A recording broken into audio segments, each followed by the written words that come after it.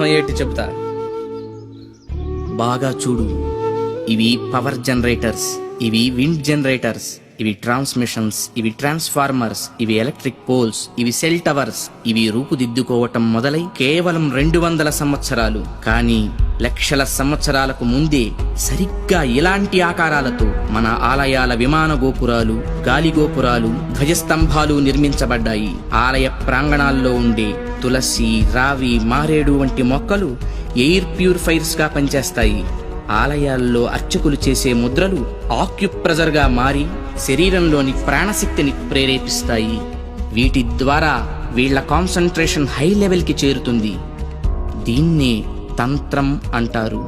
వాళ్ళు పలికే శబ్దాలు ఎలక్ట్రోమాగ్నెటిక్ వేవ్స్, విద్యుదయస్కాంత శక్తి తరంగాలుగా మారతాయి. ఆ శబ్దాల అర్థాలు మైక్రోవేవ్స్, సూక్ష్మ భావ తరంగాలుగా పనిచేస్తాయి. దీన్నే మంత్రం అంటారు. గుళ్ళు కట్టేటప్పుడు బంగారం, వెండి వంటి ఖనిజాలతో పాటు నవరత్నాలను భూమిలో నిక్షిప్తం చేస్తారు. ఇవి ఎర్త్ పిట్స్ గా పనిచేస్తూ శక్తిని ఆలయ ప్రాంగణమంతా వ్యాపింపచేస్తాయి. రాతి విగ్రహాల క్రింద, ధ్వజస్తంభాల క్రింద లోహపు రేకులతో తయారైన యంత్రాలుంచుతారు. గాలి గోపురాలపై, విమాన గోపురాలపై లోహ నిర్మిత కలశాలు అమర్చుతారు. ధ్వజస్తంభాలకు లోహపు తొడుగులు వేస్తారు. ఉత్సవ విగ్రహాలను పంచలోహాలతో తయారు చేస్తారు. లోహం శక్తికి వాహకంగా పనిచేస్తుంది. దీన్నే యంత్రం అంటారు. మంత్ర తంత్రాల ద్వారా ఉత్పత్తి చెందే శక్తికి ఈ యంత్రాలే రిసీవర్స్. ఇక హైడ్రాలిక్ పవర్ స్టేషన్స్ లో లాగా ఆలయాల్లో జరిగే అభిషేకాల్లో కూడా ఎత్తు మీద నుంచి స్వామి విగ్రహం మీద నీరు పడుతుంది. దానివల్ల పొటెన్షియల్ ఎనర్జీ కైనటిక్ ఎనర్జీగా మారుతుంది.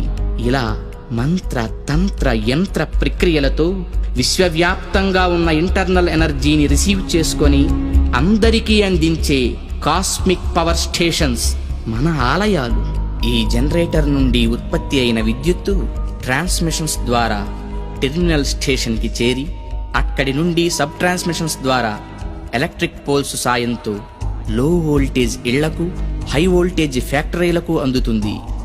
సరిగ్గా ఈ జనరేటర్ లాగే గర్భగుడిలోకి చేరిన శక్తి అంతరాలయమంతా ప్రసరించి పరివార దేవతల ద్వారా విస్తరించి ఎలక్ట్రిక్ పోల్స్ వంటి ధ్వజస్తంభాల సాయంతో సామాన్యుల నుంచి మహాభక్తుల దాకా వాళ్ళ స్థాయికి తగ్గట్టు అందరికీ అందుతుంది. అందుకే గుళ్ళకి వెళ్లే భక్తులు ప్రశాంతతను పొందుతున్నారు, గ్రహణ శక్తిని పెంపొందించుకుంటున్నారు.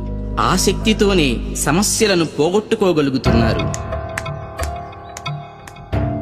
అంటే అర్చకులు ఎలక్ట్రీషియన్సా? యా. అంటే మీరు చదివింది సైన్సా? Common sense. అందుకే గుండె పని చేస్తున్నంత కాలం దేహం బాగుంటుంది, గుడి పని చేస్తున్నంత వరకు దేశం బాగుంటుంది. నవ్య చైతన్య జీవనానికి అంకురార్పణ, భవ్య సౌజన్య భావాల సంతర్పణ.